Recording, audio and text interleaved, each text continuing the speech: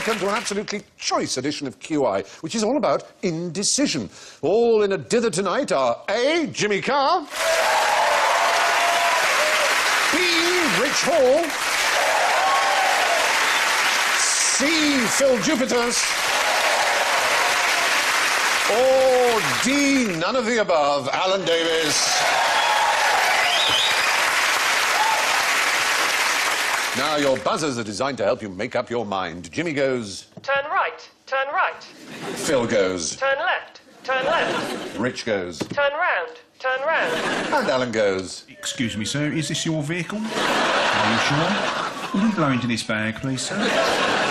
And don't forget your nobody knows jokers. Have you got them there? Nobody knows. Yes, there is a question to which the answer is nobody knows, and if you can flag it up with your joker, you get extra points. Ooh. Now, why was this tosser thrown out of the magic circle? Tosser is a technical term in this particular... Was he using real magic? That's not the reason, but it's a damn good thought, isn't it? Now, what gets you thrown out of the magic circle? Giving away the secrets. Yes. You've put your finger on it. This guy, John Lenahan, was thrown out of the magic circle for giving away a particular... a very famous... It's one that basically you just have to buy a book and you know how to do it. As he said, if he'd been a murderer, he would have been let out of prison by now. But he's out of the magic circle for life because he appeared on Des Lynam's How Do They Do That? And revealed one of the classic card scams that is used on the street corners to make money. Oh, Find the Lady. Find the Lady, or as they call it in America, three-card Monty. Yes, exactly. because Find the Lady always makes me... I prefer three-card Monty, because Find the Lady had a really bad experience in Thailand once. Did you feel a bit of a dick? Oh, I'm sorry. Thank you. And they've always got the guy that comes up and goes, oh, this looks pretty good, everyone. I might have a go at this. You're right, they have their shills. Yeah. The guys who say exactly put the money down and are paid out, you know, we've given you some money. Have you got it there with you? Oh, yeah, OK. I've got some money to pay you out in case you get it right. Here you are. Now, watch the screen. All you have to do is find the lady. So watch, and then... there we go. Okay. There she is. There she is. Oh, okay. Keep your eyes on her. Keep your eyes on her. OK. Which is she? You say the left? Yeah, left. Middle. Middle? Audience? Yeah, obviously on the left. Let's have a look. Here you are. Of course it's on the left. You just follow it with your eyes. OK, let's have another go. OK, this time we're doing it for money. Now you've got the idea. OK, keep your eyes on the lady. There she is. OK. OK, where's she gone? Right, OK, you three put on a card each, and I will stick this in a lady's knickers in each. That's a whole other game. That's a whole other lady to find. The lady put her hand up over there, Steve. She put her hand up what? Now. That's the trouble with this game. You always want to see it a second time, but they don't. Yes, they don't. No. So come on, place your bets. Right, I'm going to go left anyway. Left. OK, left there. Yep. I'm going left. Left. Right. Right. Left. So 3 lefts and a right. Give him one. What? Audience, how many think left? Oh, most of you. In middle, how many think middle? Only very few. How many think right? Well, actually, majority think right. OK, let's show. It is indeed the left. Through the roll. That's brilliant. That's brilliant. Yeah. Right, that's it. No, I'm getting the real money out now. I'm on a roll. No, that's the time to quit. What? I ought to explain when talking about John Lenahan, when I call him a tosser, that is the name for the guy who does that trick, is a tosser. It's called tossing. And you can win a lot of money by tossing. Ah! What the...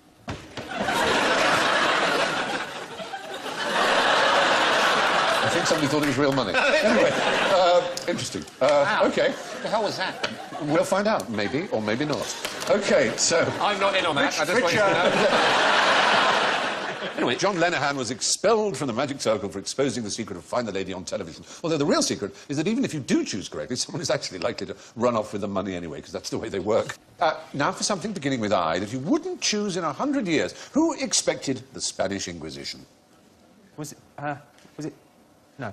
We all know, according to Monty Python, nobody expects the Spanish Inquisition. But in fact, they couldn't have been more wrong. Was it the Ku Klux Klan? Because those two fellas... It's true, they did well. I'm sorry, I thought that was the Pet Shop Boys. That's one of their best videos, actually. It's very moody. The fact is, the Spanish Inquisition always gave you 30 days' notice. They said... They said, we're coming to inquisit you, or whatever. Hello, is that Mr. Rabinowitz? It's the Inquisition here. How are you? Listen, we're going to come round, we're going to pull your balls out through your mouth. We're in the area. Yeah. But only for the next 30 days. Yeah. take advantage. So they gave you 30 days. Sound like TV licence ban. They gave you 30 days to prepare your case and prove that you weren't a heretic. So you had to wait around the house all day. Yeah. They'll be there between 8 and 5. Or get a priest. Yes, exactly. Or say, sorry, torture my neighbour, I won't be in. He'll take my torture for me. No, it is a surprising thing, perhaps. But the Spanish Inquisition, when was it instituted? Can you It went on for 350 years. Give me a century as to when it started. 1483. I can tell you an interesting... Bloody hell, that's close. Did you just say 1483? Yeah. Is that a guess? See, am I right? It was 1478, but that's, I mean, it's 5 years. That's very close. Well, In the beginning, they called and they were coming around in 5 years. So in 78... But you're actually right. It was the Spanish who took it upon themselves to have their own Inquisition. There was a papal Inquisition, but they wanted to take it upon themselves to have their own. It was an anti-Semitic piece of legislation, essentially. It was because they doubted that Jews who had to convert to stay in Spain, they doubted that they actually really meant it. And it was under these rulers of Spain at that time, who were, of course, Ferdinand and Isabella. Wow. Yeah. She's a dog. No, she wouldn't mind you saying that. She would take it on the chin. Hey! I went to a museum of torture in Spain. Did you? And I thought, I didn't know anything about it, but I imagined that the Spanish Inquisition was an awful few years. Yeah. But it was. No, it went on for 350 years. You're And they absolutely had lots and lots of implements of torture that really... it was grotesque. I mean, you can't make it up. But the one that really sticks in my mind is the one where you would be impaled through your anus on a very large pole that would go up your inside, but miss all your vital organs and then come out at your shoulder. Oh, God. And so it wouldn't kill you, and then you'd just be there for days. And usually it'd be something public, so you'd be an example. They would forever put hanging people from cages full of spikes from a pole at the entrance to towns. Well, but the Catholic Church, you won't be surprised to know, still has the Inquisition. It's changed its name over the years. In 1908, it changed the name to the Sacred Congregation of the Holy Office. In 1965, the Congregation for the Doctrine of the Faith. And the leader under Pope John Paul II was... Who was in charge of it? Ratzinger? It was indeed our current Pope. He was in charge of the Spanish Inquisition, was he? Not the Spanish They're very Inquisition. good at changing their name, I always think. You know, when people talk about the Roman Empire sort of falling, I don't think they did fall, did they, the Roman Empire? They just became a church. Continued on regardless. Basically, yeah. Now then, given the choice, what would be the next best thing to having a Nobel Prize winner in our audience tonight? Dennis Leary had a great joke about the Nobel Peace Prize. He said, a Nobel Peace Prize, I'd kill for one of those. That's very good. Now, there is a sort of serio-comic version of the Nobel Peace Prize. Oh, it's the Ig Nobel Awards. Yes. The Ig Nobel Prize is given to people who usually are genuine scientists who have conducted research, some of which is just a little bit weird. There, for example, we have on our left a woman who invented an emergency bra that could be torn apart and turned into a gas mask. And, 2 gas masks, obviously. And there on the right is the inventor of the Ig Nobel Prize, Mr. Mark Abraham. And I'm proud to say that in our audience we have a winner of the Ig Nobel Prize, Professor Chris McManus. Are you there? There he is. Hey! Now, Professor McManus, they called you in the press the oddball professor. Perhaps you'd like to tell us the reason you won the Ig Nobel Prize. Well, I got the prize in 2002 for some work that was done half a lifetime earlier in 1976. Yes. And the paper was published in the most prestigious of science journals, Nature, and it was called Scrotal Asymmetry in Man and in Ancient Sculpture. So your work was looking at how male testicles were asymmetrical? Precisely. I've got an issue. Well, maybe you could help because you're an expert. Perhaps I should examine you afterwards. It's probably easier. I think I can explain it. One of mine is bigger than the other 2. Very good. Right. You are actually speaking to purpose, aren't you? Because there are a higher percentage of men who have one ball that hangs lower than the other, and perhaps you'd like to tell us which that is. That's right. Well, most people have the right one is higher and the left one is lower. Right. And that's the normal way round. Wait a minute. Which is fine. Yeah. Oh, Phil, it's okay. I've got 2 on the left. Is that There's nothing on the right at all. Right.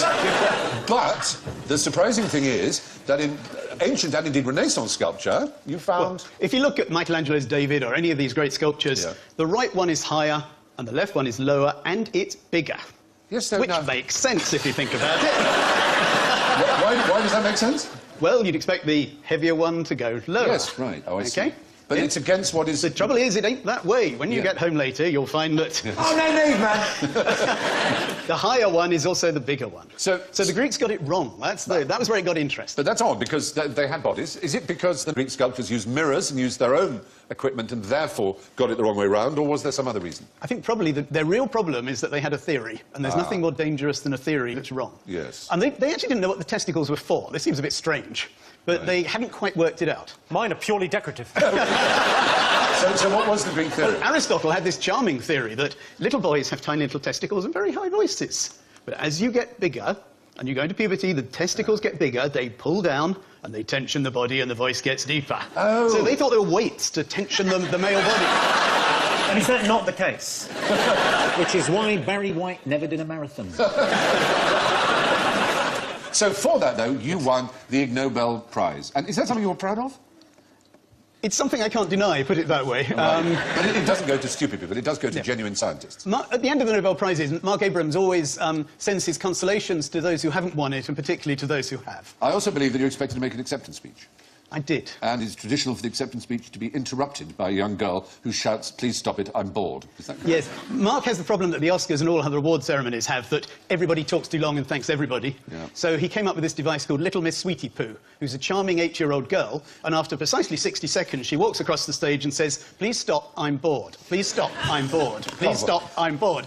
And they do. It's a brilliant idea, and indeed you had your own daughters did that job, I believe. Well, at the show in London, I have identical twin daughters, and so we have both of them doing, "Please stop, I'm bored, please stop, I'm bored." Is not one of them slightly bigger than the other? Maybe a little shorter? Well, that's brilliant. Well, Professor McManus, thank you very much indeed. Congratulations. Quite interesting. That is quite interesting.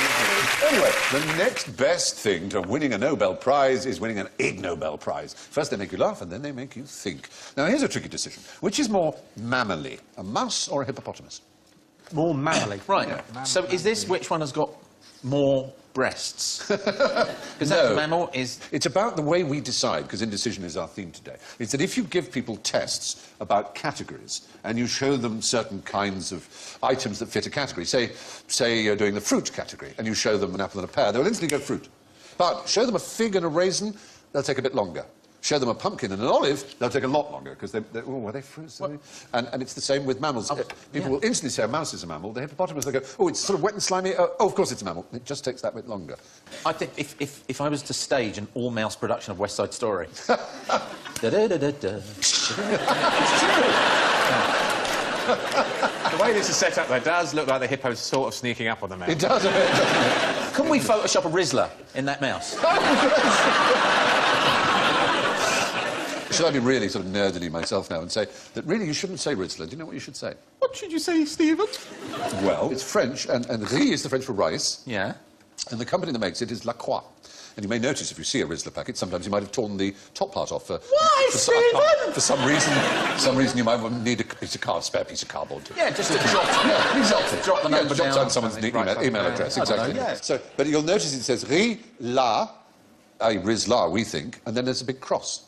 And the company's La Croix, which is the cross. And it's rice, the cross. It's rice paper made by the cross. La Croix. La Croix is the name of the company. Stephen, when I get to Glastonbury, I'm going to be talking about that for 9 hours. Stephen, look there, right? Look, cross. Look. Now, where the cross was. It's French. I tore that bit off. Well, I just... I'd like a fajita. Anyway, I can see I'm boring you. Here I am. Not until we get an 8-year-old girl running in front of you. There you are. Bring on the twins. One way to tell if something's a mammal is to check whether it has nipples, which reminds me of a piece of I for Irishness. What do you call an Irishman with no nipples? That's Richard Harris, of course. In A Man Called Horse. A Man Called Horse. It's a great movie, isn't it? Things. It seemed extreme when I first saw that, but now there's guys in Camden Town that have that done. Yes. Yeah, that'd be an Edinburgh show now, wouldn't it? Yeah. Part of the festival. He deserved 10 times worse than that for writing MacArthur Park. Oh, yes. Cake left out Yeah, in the rain. someone left the cake in the rain. Who cares? My nan left the cake out in the rain. It would have absorbed all the rain. She made a very dry cake. He didn't actually write, to be fair, to Richard Harris. It was written by Judy Webb, but he did sing it, and he's guilty of that. But this question isn't about Richard Harris. This is about Irishmen with no nipples. It seems bizarre, but there is a real historical point of interest here. What could an Irishman never be if he had no nipples? Symmetric. We're going back to the past. We're going back into the past in Ireland. It's a very peculiar thing, but part of your way of showing loyalty to your sovereign, if you were an Irish subject in the ancient days of the Irish kings, was you had to suck their nipples. Right? So, and you may say, well, OK, but what kind of person doesn't have nipples? There would be fights, contests, and people would apply, as it were, to be King of Ireland. And if they were found not suitable, they would have their nipples cut off, which meant they could never be King of Ireland. Sorry, they did it like Britain's Got Talent. Basically, yes. This is how Britain's Got Talent should just tweak it so that it's the same. It would be quite something. But there was Old Crochan Man, which was one of the peat bog discoveries, and he was so well preserved that when he was discovered, it wasn't archaeologists or museums or anthropologists who got in touch with it, it was the police. But in fact, it was from between 300-odd to 100-odd BC that this person had died. The chances of getting... well preserved. You would describe it as a cold case. No, you would. The chance of getting a conviction... But he was so well preserved, people said, oh, my God, you know, here's this recently killed body. But he was found with nipples pinched and cut off. So he appears to have been someone who basically was deprived ritually of his attribute of kingship before being killed. So there you are. That seems to be the case. But there are extra points if you can tell me the national colour of Ireland. Well, this feels like a trap. It does indeed. And that's the flag, but that's not necessarily an indication of what the national colour is. Blue. National colour? Blue is the right answer. Get in. Very good. Well done. Yeah. The fact is, of course, it's changed. Now everybody thinks it's green, and green is where one paints themselves green in Chicago and New York for St. Patrick's Day. But St. Patrick's colour was blue, and it was known as St. Patrick's blue. The coat of arms of Ireland, you may see, is a shield of a harp against a ground of St. Patrick's blue. And the Irish Guards are distinct because of the blue in their bearskins. So blue was always really the colour of Ireland until really... It was in 1798 when they had one of their many rebellions, and green then became a symbol of Irish nationalism and sort of took over from blue. Sucking a king's nipples was a gesture of submission in ancient Ireland, so if you lost yours, you couldn't be king. Now, you've got a big decision coming up in 40 minutes' time, imagine, OK? So, what's the best thing you can do now to ensure that you make the right choice? Just make the decision now. Now, it's coming up in 40 minutes' time. You may not know what it is, like Dwight. You need to get yourself into a rage, because you make all the right choices when you're angry. That's very well remembered from a previous edition. So one of them is anger. Anger, it's true, apparently you make better decisions when you're angry. I'm giving you a clue. You give me a clue? Have some water. Yeah, have some water. Lots of water, lots and lots of water. Drink lots of water. Yeah, so that in 40 minutes' time... You'll be in the loo and you won't have to make the decision. Oh, no. Bizarrely, no. In 40 minutes, you'll be popping to go to the loo. And that's apparently when we make our best decisions. When we need a wee. Shut up. Yes. Shut up. It's true, girlfriend. Shut up. Absolutely. The last sort of big decision I made when busting for a piss was to pull over and take a piss by the side of the road. Right, yes. That seemed like the best decision I ever made, but it happened. If you're given a serious decision to make, it seems that for some reason it somehow allows you to make clearer decisions. Do you know why I think it is? I think it's probably right, but I think it's the conscious versus the unconscious mind. I think your unconscious mind is the smart bit, and the answers kind of bubble up when when you're trying to remember something. Absolutely. It's to not try and concentrate on that thing, to try and distract yourself, and sometimes it just bubbles up more organically. Absolutely. Whereas actually when you try and focus on, and actually when you need a pee, that's all you can think about is needing a pee. I think and that's then suddenly right. Or the answer to the crossword clue pops into your head. Exactly. I'm going to try and nail the general ignorance. I think I'm definitely going to do a celebrity mastermind now. You should. Just 20 bottles of Evian before I go on.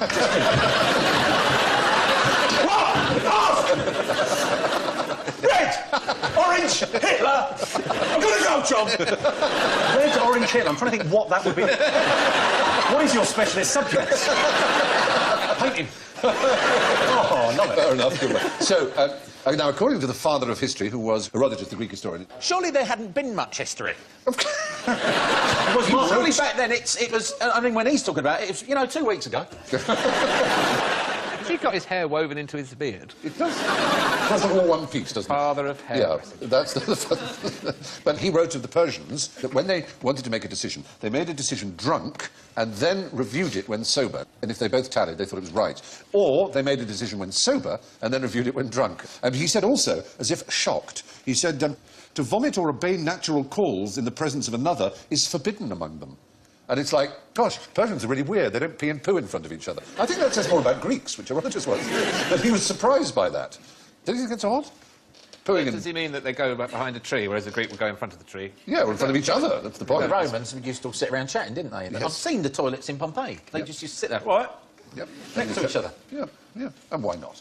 Well, all kinds of reasons. We stare straight ahead. Straight ahead at the wall. Whereas me, I mean, I'd go in with a ghetto blaster so people can't hear the noises, honestly. It's like... That reminds me of a wonderful story about Marilyn Monroe. Do you know this story? When Marilyn Monroe was engaged to Arthur Miller, the playwright, she was very nervous about meeting Arthur Miller's parents, who were Jewish intellectuals. And they went to their quite small house in New York. Arthur said, you know, come and meet Mum and Dad.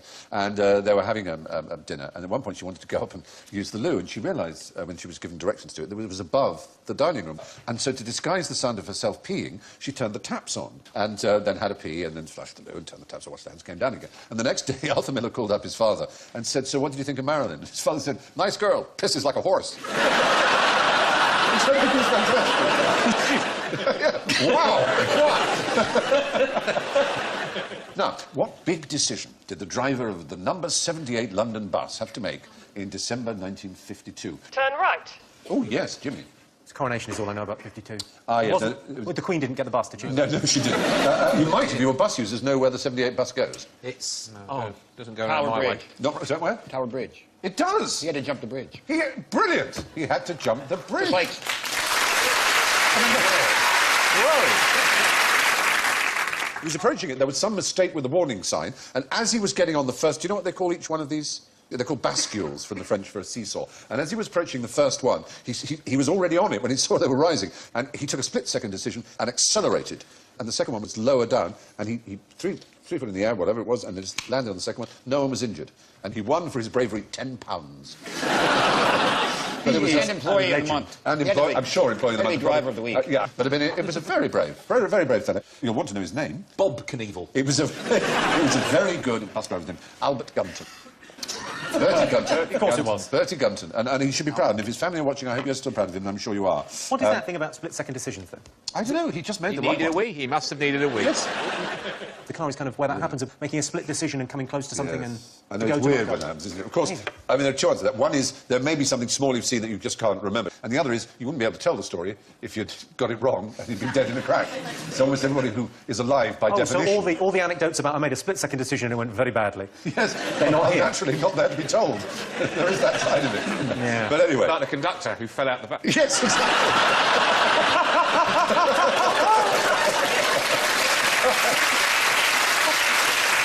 So one thing we can say... As he falls into the Thames. Gunter! One thing we can say with confidence, Boris, is that wouldn't have happened with a bendy bus. The brilliant thing that would happen with the bendy bus, Stephen, is that it would go between the two things of the bridge, and then the bridge could play the accordion. Never occurred to me. Never occurred to me. Now, if one or other of these identical twins committed a burglary and you had eyewitness reports, DNA and fingerprints, how could you get a conviction? Turn left. Yeah. Waterboarding. I may have to refine that. Turn right. It's even simpler than that. It's twins. Yeah. It's the evil one. It's, A, we have to be legal, so waterboarding's out. But they're identical, monozygotic twins. In other words, their DNA. And what have we got? We've got DNA. Yeah, you've got fingerprints, you've got eyewitness reports. Are fingerprints the same in... No, that's the point. Fingerprints are very, very, very similar, and you have to be a heck of an expert to be able to detect the difference. But in a court of law, you can demonstrate the Stephen, difference. is this a real question, or did you forget to tape a CSI last week? No, it's a real question. It's a real question. There have been, I mean, indeed, very recently, here's a case. Just January 2009, $6.8 million worth of jewellery was stolen from the Kaufhaus des Westens, which is one of the great department stores of the world, one of my favourites, in the Kurfürstendamm in Berlin. And they stole But it was this jewellery. German, so nobody cared. Yeah, well, $6.8 million worth, so a lot of insurance, and a pair of twins named Abbas and Hassan Umarat were amongst the 3 suspects and walked free despite there being DNA evidence of their presence in the scene, or one of their presences. That's the point. From the evidence we have, we can deduce that at least one of the brothers took part in the crime, but it's not been possible to determine which one. So you can't imprison both just because one of them did it. That's the point. What happens with conjoined twins, then? That has happened as well, because in the case of the original Siamese twins, one of them was rather a drunkard and committed an offence, but couldn't go to prison because it would mean imprisoning the other one. So they got away scot-free. Now, identity parades, fascinating things. As you know, you are a suspect, and the police are supposed to get people who look vaguely like you, all wear the same clothes, line them up, and an eyewitness says it was number 3 or whatever. Anyway, nowadays they use something called VIPER. Do you know about that? VIPER? VIPER stands for Video Identification Parade Electronic Recording. Because, as recently as 1997, the South Yorkshire police had a suspect who was 6'3", 16 stone, and black. And they couldn't find anyone of a similar description, so they got a makeup artist to black up a group of white men, not including their hands. And unsurprisingly, the eyewitness chose the genuinely black person. Well, these days they have all kinds of identity parades, but the old type that we're familiar with is nowadays not regarded as reliable. And there are reasons for that. And we might even be able to demonstrate what those reasons are, because earlier in the show, you may remember, a rascal ran across the set and stole some money straight from my hand. You all saw it happen. You apprehended him. Can you pick the culprit from this lineup? We've apprehended him, and we've got some others to see if you can find out who it is. OK, here they are, 1, 2, 3 and 4. So, was it number 1, stealing our money? Was it number 2, stealing our hearts, or is that just me? Or was it number 3, was it number 3, stealing himself for a spanking? Or was it number 4, stealing a format idea from Nevermind the Buzzcocks?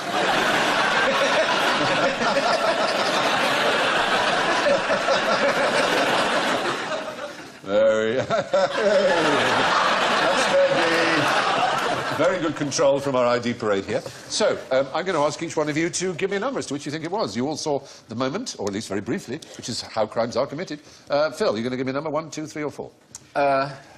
This isn't fair. Phil's had much more experience in this That's game. true.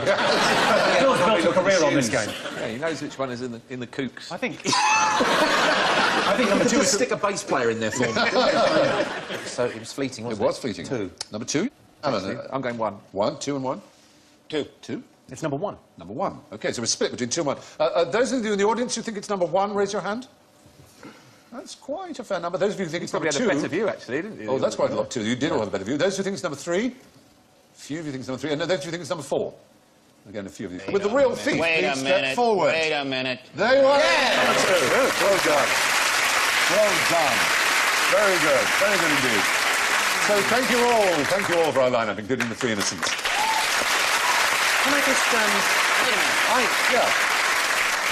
I got that wrong. I said number 1 and it was actually number 2. But when I saw number 1, I instantly thought that guy has done something very, very bad. And I think it will, you know, a couple of months' time, the news will land. He's done a terrible, terrible thing. And I'll be proven right. Unfortunately, is the kind of way people go. They say, oh, I don't like his face, or I do like his face. But I have to say, I'm very impressed by the audience, because, as you probably all know, we've all heard of tests in which this kind of thing happens at, you know, sort of, if you're doing forensics or criminology, this happens in lectures and so on. I was sitting in a cafe, and I saw some kids stealing a scooter with some bolt cutters. Yeah.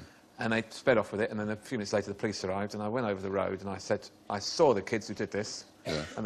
And the copper said, what colour was the scooter, sir? And I said, it was gold, kind of metallic gold. And the owner was there, and he went, it was silver. So suddenly you weren't very trusted. No. And then about 10 minutes later, the kids came past. And I followed them around the corner onto Highbury Fields, keeping my distance. Yes. And I phoned us into the police station. I said, they're here, I'm following them now. They're walking along. No one came. Because you were doing a silly voice. Do it in your own voice next time. Well, that was very interesting. It shows it isn't entirely useless having an ID parade. You have to say you did very well. I'm surprised. It is on a pop quiz. I got it right. You got it right? You know how I got it right? Yep. How? I wet my pants. That's it! Exactly! You're learning. All right. It is more difficult than we think or realise to pick a suspect from an identity parade, although our audience and half our panel did very well. And now to the moment when I'm afraid you have no choice at all. It's general ignorance, so fingers on buzzers, please. And remember, we haven't had our nobody knows question yet. Oh. Who was the first person to go round the world in 80 days? Turn right. Yeah. Michael Palin.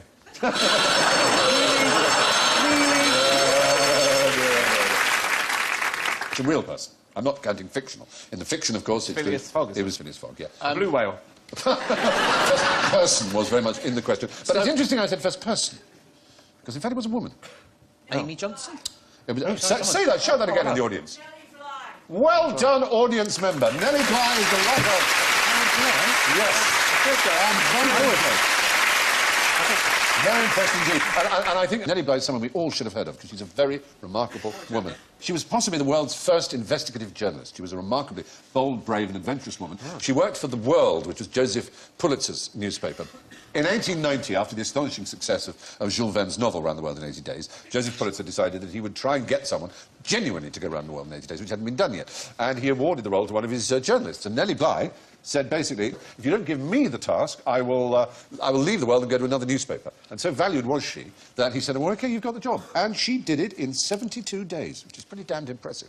In those days, in the 1890s, before aeroplanes, obviously, getting from one place all the way around the globe to another in that amount of time was a heck of an achievement. Oh, bloody long time to get from Scotland to London in those days. Well, quite, exactly. Can you remember in the book the sorts of forms of travel Phileas Fogg used? There were some trains going on, weren't there? Trains, yes. There was Hot some air famous- balloons. Yes. Not hot air balloon. That's the bizarre thing. Just had a balloon on the I know, screen. because of the film. In the film, the Michael Todd film with David Niven, one always thinks of the balloon, but in fact in the book he doesn't use a balloon. Anyway, she did it in 72 days, 6 hours and 11 minutes, from New York to New York. Grand parade. But maybe she should be better remembered for her campaigns against bad landlords, injustice to women in prisons, and most amazingly, she also managed to smuggle herself into an insane asylum and wrote an extraordinary report about the unbelievable cruelty that was dealt to the mentally ill in Well, I New think York. that's a more extraordinary story than you know. It sounds to me like she managed to talk her way out of an insane asylum. Well, right, With a story about being an investigative journalist. Well, you're absolutely right. genius. In both cases, it's impressive. Now, how can you tell which of these chicks is male and which is female?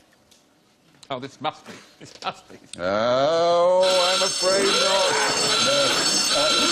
Had you said that in the 1920s, the answer would have indeed have been nobody knows. But in 1929, the Japanese astonished the world by revealing that they found a way to sex chicks, as you say, in other words, to determine their gender. It sounds so wrong, doesn't it? I know how to sex a chick. Yeah, I can do it. It seems impossible with the naked eye to do it because the day-old chick, you have to wait till they're 6 weeks old, and in the past you used to have to. And in the egg-laying industry, that's a heck of a waste because I'm afraid to say that the male chicks are of no use whatsoever to the egg-laying industry. Gassed on the first day. Enjoy your eggs. But that's why...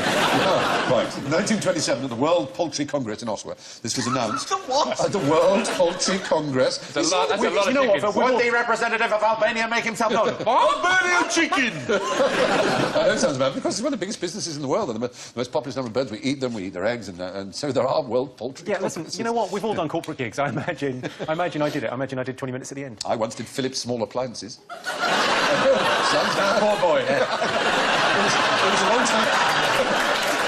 It was a long time ago.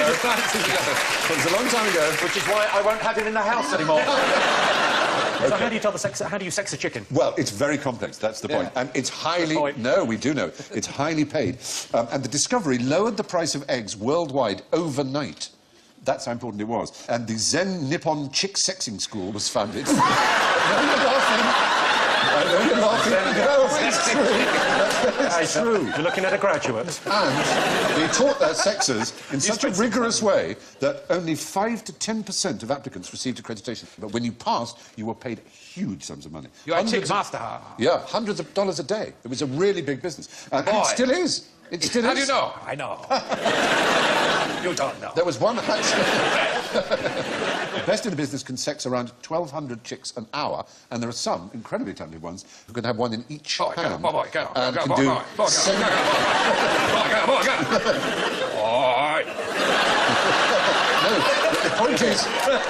the point is you pick them up and you just go like that, pop them in bins. Girl bin, boy bin, girl bin, boy bin. And you can do 1,200. So something to do with the weight? No, it's not. They do a slight squeeze. They do a slight... You won't like this. They do a slight squeeze. And if they go, ow!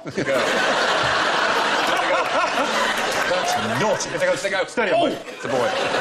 They have a cloacal tract, which is their reproductive and their excretory tract. And there is a slight difference in the ridges and bumps, sort of innies and outies that they have. So you do a slight squeeze. If it's too big, you throttle them, or the outie becomes an innie. So it's a real skill. This is something I vaguely knew about growing up in Norfolk, because in Norfolk there is a community of Vietnamese turkey sexers who live... I can never watch Platoon again! You've ruined Apocalypse Now for me! I'm sorry about What that. sexy chicken? You tell me now! This is this. I know it sounds... They live in tunnels under the fence. This is not in the fence, it's in Norfolk, he said. Defensively, the fence. So tell me they work for Bernard, please. Well, of course, yeah, the Bernard Matthews is the largest employer for... Mr. Matthew, this one bulletful!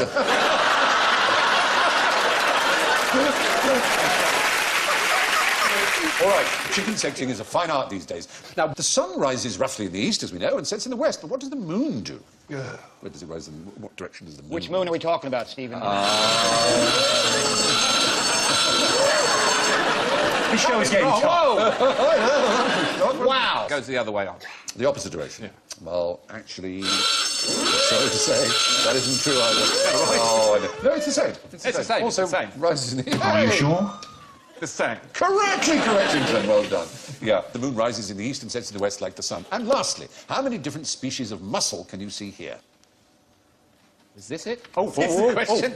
There you go. So Jimmy got there first. Finally. Nobody knows. I just found it quicker than It had to Philip. be. It's the last one of the show. Well done, you're absolutely right. It's the last one we Yeah, have. the fact is, it's almost impossible to identify Even species. Belgos themselves. Yes. Impossible to do or impossible to care? Well, Do you think they just go, it's muscles? Should we just boil these and eat them? Because they are delicious and times are wasted. we used to think by size and appearance you could tell which species was which. We now find it seems it's only the genome that tells us species we thought were completely different, we've discovered are the same, and conversely, species we thought were the same turned out to be different. So which nation are secretly training their citizens to be able to tell what species are from? The Albanians have muscle ninjas. It's almost certainly the Albanians, you're right. But the time has finally come to act decisively and declare tonight's winner. It's very exciting looking here. Yes, indeed. Let's start at the top with a fantastic result.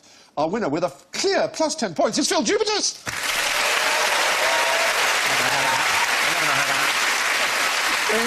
In a rather surprising second place with 4 points, it's the audience! Congratulations! Very impressive. That puts Jimmy, who would otherwise have come second, in third place with -1. And in fourth place with -2, Rich Hall. But still doesn't stop Alan from coming last, I fear, with -14.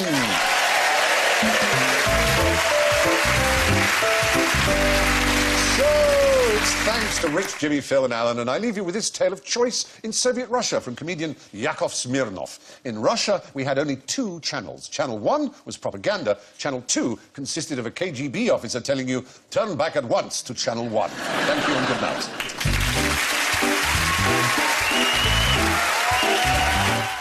Next this evening here on BBC HD, stay with us for our Saturday night movie.